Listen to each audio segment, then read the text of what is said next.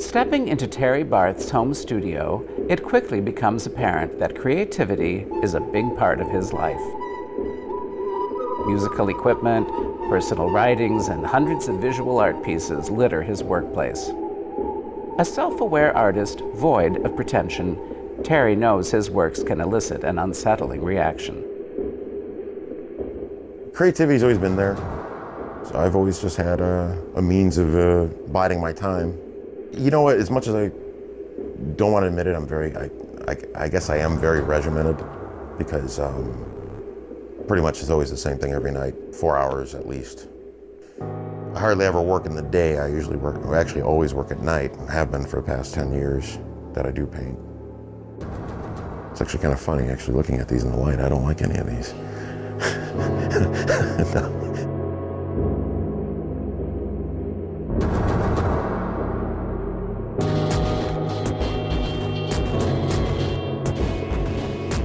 No one wants to be weird, but you gotta accept it if you are, you know. And there's always different variations of that anyway. 2 years ago, I went through a very dark period, so all the paintings came out really dark. It was getting to the point where some people were getting scared by it. You know, they were going, "We thought your paintings were a little unique or abstract or something like that, but now they're real dark." I was kind of like quiet with certain people in my life to be friends with them on Facebook because I was afraid they'd see my paintings, or vice versa. I wouldn't post paintings because, well, I got to a point where I believed, I was like, you know, I got nothing left to hide. All the honesty is coming out.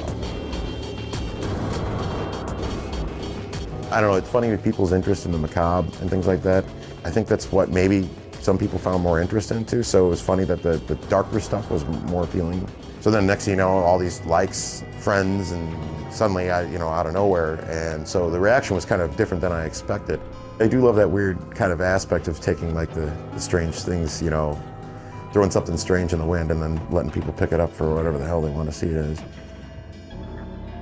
That was like almost kind of therapy. It's like, that's why I think everybody personally should try, even if you can't draw a stick man, you can draw something that, just to get something out. That's the gift of it. I don't care if it's through painting or just having a conversation like this. Any kind of expression is good, even silence.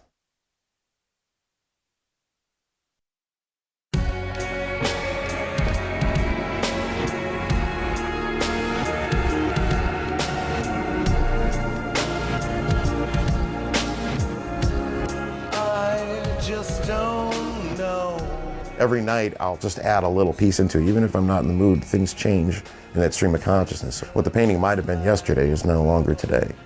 Really, all of it is being worked on simultaneously, you know. It pretty much is done when I get sick of looking at it, or I don't want to mess it up or something.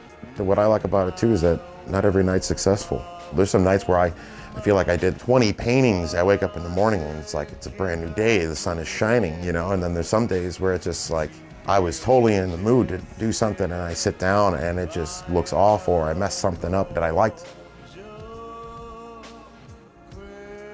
I paint on the garbage because I think it gives it character. It's cheaper than canvas.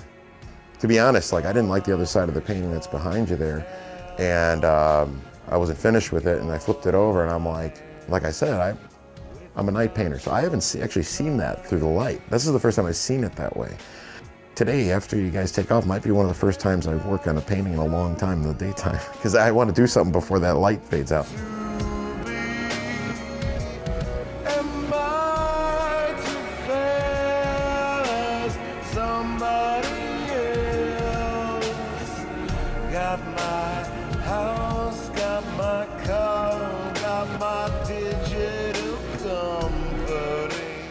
Silly to say, actually kind of even almost somewhat bravely stupid. My whole life has been pretty much improvised. When I used to play live shows, I never would go up on stage with material. It was the exact opposite, actually. Three main mediums: music, writing, and art. But I always noticed that when one is higher, you know, they obviously, you know, the other ones start to slow down. If I'm 100% into writing, the painting dies. Then what's funny is that when I get back into the painting, there's a new style that sometimes comes out of it too. I got really into with books and lyrics and things like that as a kid. I was always obsessed with the words too.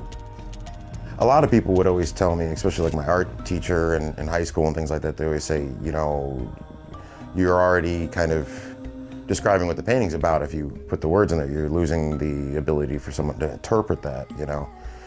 But I don't know, sometimes it's like a memo for myself, you know, like the reminder, oh, that's what this was about. Or, you know, sometimes it's to make you think it's about something else, you know, and then sometimes it's just first word comes to mind. And it's like come and go. Sometimes they're there, sometimes they're not. Sometimes they get painted out.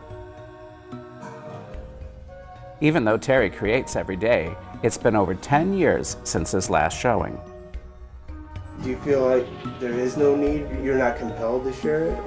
I should. No, I really should. Last show I had, I sold this painting, and it was like, and it's funny because like, for a period of time I had the phone number of that person that I sold the painting to, and I texted him once a year.